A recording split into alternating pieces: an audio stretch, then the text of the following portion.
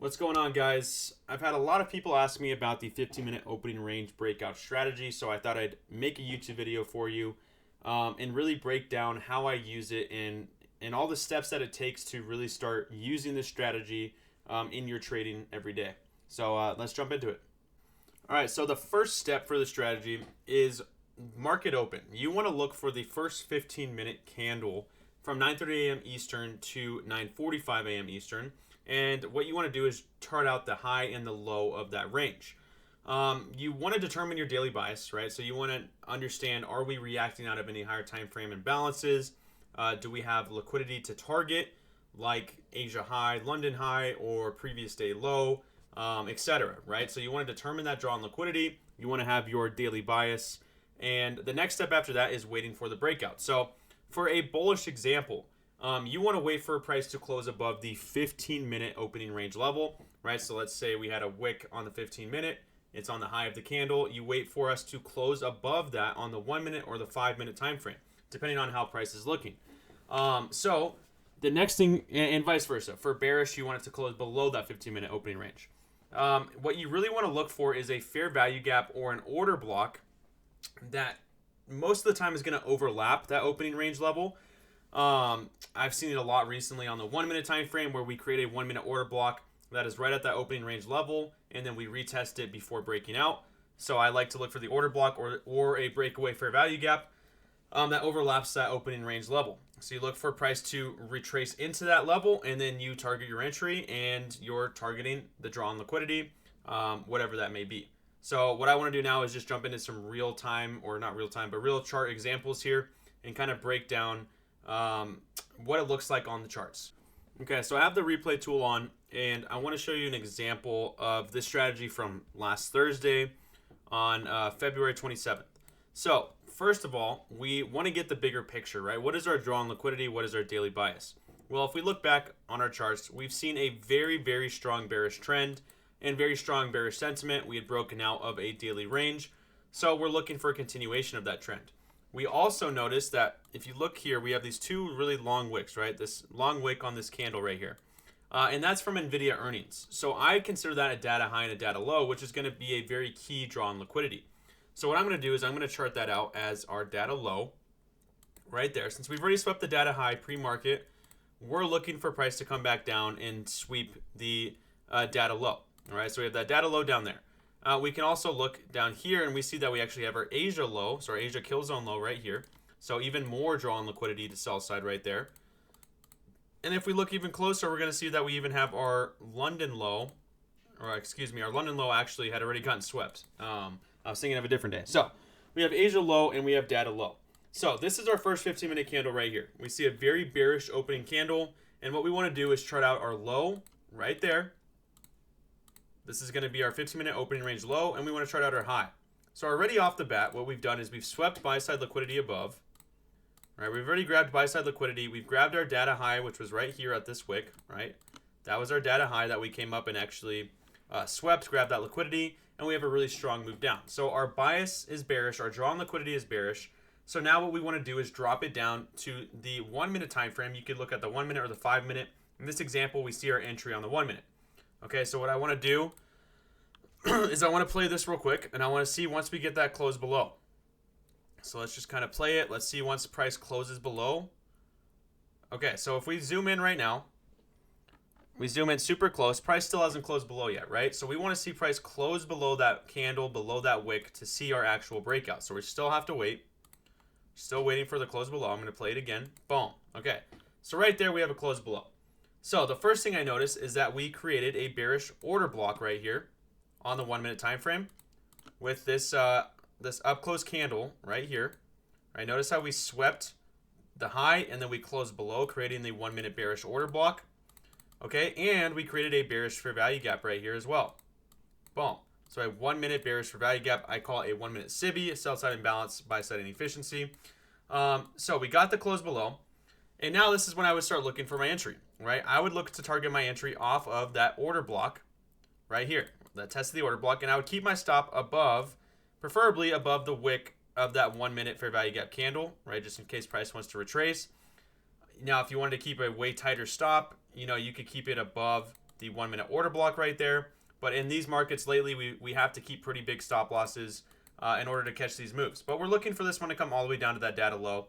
So even with that, we still have a lot of reward. Even with a big stop loss, it's still going to be almost a 2.5 risk to reward. So now let's see where price goes now from here. Okay, we start seeing the sell-off, boom. So we already hit 1 TP, and then look at that.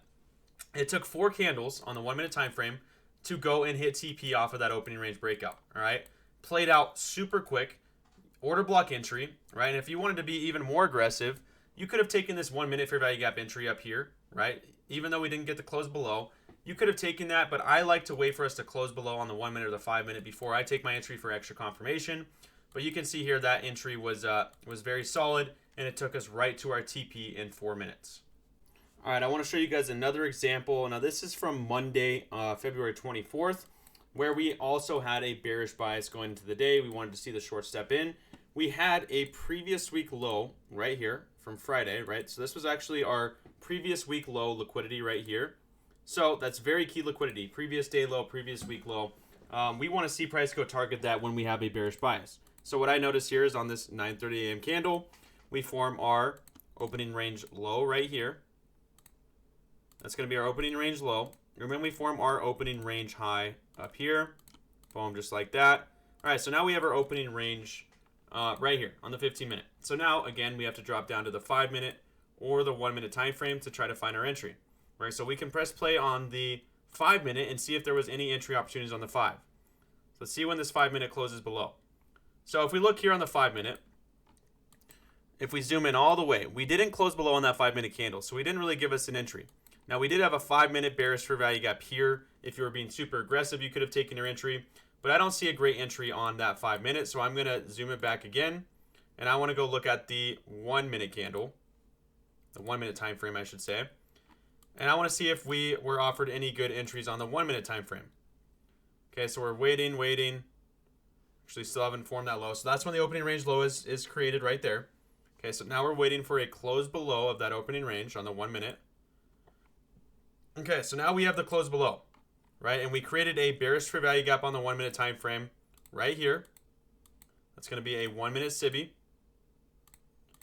And we created a 1 minute bearish order block right here with these 3 up close candles right there. Okay, so now let's see if price does retrace back into our entry right here, right, where we'd want to keep our stop loss above that fair value gap, and we'd want to target that previous week low, just like that. Now let's see if price offered any real entry here. So as you can see, price didn't really offer any real entry for us to take that short position off of the opening range low. So that's what you have to understand, is that we're not always going to retrace right into that fair value gap, right? Sometimes we're going to leave it behind and we're going to break out. So what you can do, if you have a very strong bias and you really expect price to break out, is you can just take that entry as price starts to break out of that low, right?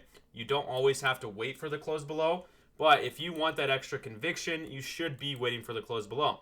But as I said before, on the 5 minute time frame, if you wanted to be really aggressive and you had that very strong bias, right, you could have targeted your entry off of that 5 minute bearish fair value gap as well. So this is not an entry that I necessarily would have loved taking, but it's still a good example of an opening range breakout where if you are an aggressive trader, if that's your style, you still could have caught this trade.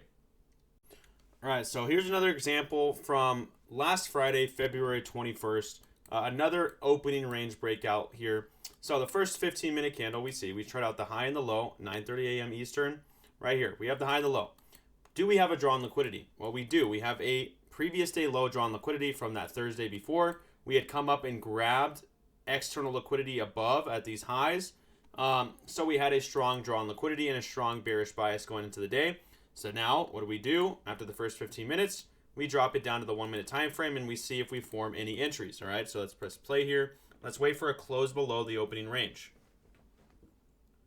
All right, wouldn't be trading this, so I'd be waiting for the close, still haven't closed below.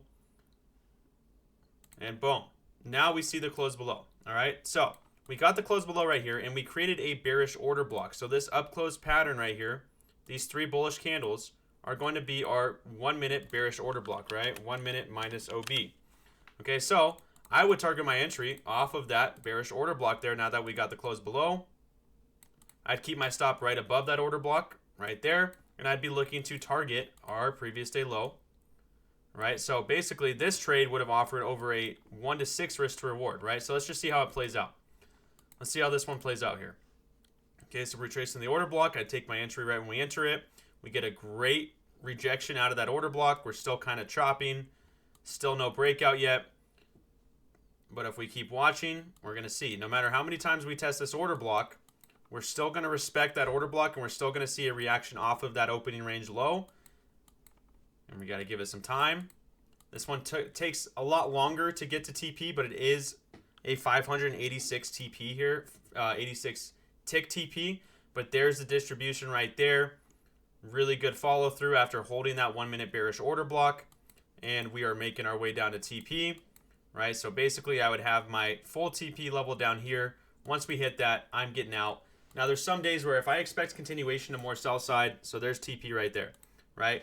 If I'm expecting more continuation to sell side, maybe I'll take out, a half of my position or 3/4 of my position and leave a runner. But a lot of the time, after hitting 586 ticks with a full position size, I'm just going to get out of that trade. We've hit our key liquidity level, and I'll call it a day after that. All right, so here are my key takeaways from this strategy. No matter what strategy you use, you always need to have confluence for it to work, right? So you need to make sure that you have other reasons for getting this trade. You can't just say, oh, we broke through the 15-minute, I'm going to jump into this because this always works. That's not how it works. You need to look at other things, like I said. Make sure that we are delivering from a higher time frame PD array, like a fair value gap, or from a higher time frame liquidity sweep, right? Like a 1 hour liquidity sweep into a 1 hour bearish fair value gap, and then we start delivering to opposing liquidity, right? And that's how you figure out what your daily bias is and what your drawn liquidity is. We're looking for previous session liquidity like Asia high, Asia low, London high, London low, previous day high, previous day low, and previous week high, previous week low, or data high, data low. Those are the key liquidity levels we're looking for. And like any other strategy, it's never going to be a 100% win rate, right? But from my back testing and from my trading of the strategy, I've seen it work out plenty of days, and it is offered a lot of the time as long as you have those other confluences and you understand your drawn liquidity. Well, thank you for watching. I hope this video offered some good value for you. If it did, I would really appreciate it if you leave a like, comment, or subscribe to my channel. I'm going to be putting out a lot more educational videos for you, all for free, so that you guys can learn the strategy that I use to make consistent profits on NQ day in and day out.